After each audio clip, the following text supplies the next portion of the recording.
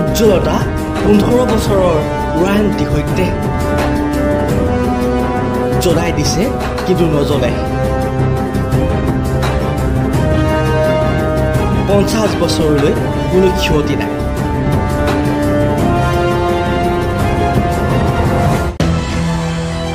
মৰাণত মুকলি কৰা হ'ল মপুন এণ্টাৰপ্ৰাইজ নামেৰে পলিগ্ৰেন শ্ব'ৰুম মৰাণৰ সমাজকৰ্মী প্ৰতিম হেমেন পেণ্ডে মৰাণ নগৰৰ অঞ্চলত প্ৰথমটো মপুন এণ্টাৰপ্ৰাইজ নামেৰে পলিগ্ৰেন শ্ব'ৰুম মুকলি কৰে পদ্মশ্ৰী হেমাপ্ৰভা চুতীয়াৰ লগতে সমাজকৰ্মী নাং অঞ্জলি চেতিয়াই অত্যাধুনিক পলিগ্ৰেন ঘৰৰ বা য'ত চিমেণ্ট বালি প্ৰয়োজন নাই উজ্জ্বলতা 15 বছৰ ৱাৰেণ্টি সৈতে 50 বছৰ উক্ত আনুষ্ঠানিক অনুষ্ঠানত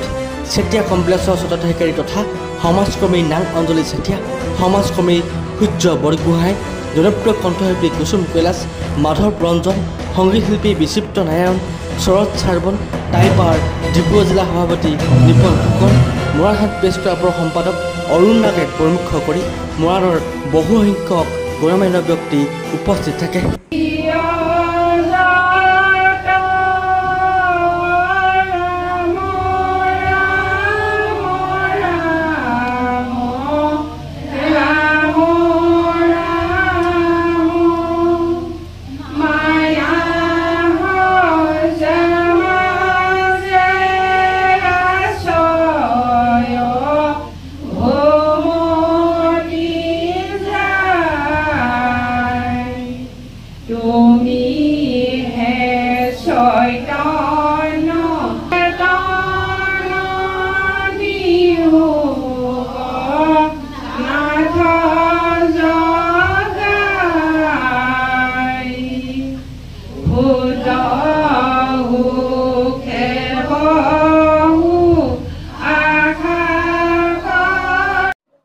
প্ৰথম কথা হ'ল কি আপোনালোক সকলোকে ধন্যবাদ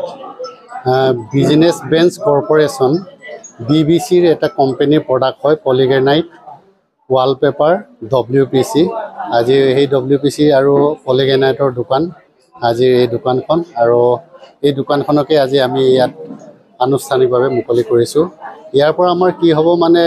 মিডল ক্লাছ যিখিনি মানুহ আছে যিখিনি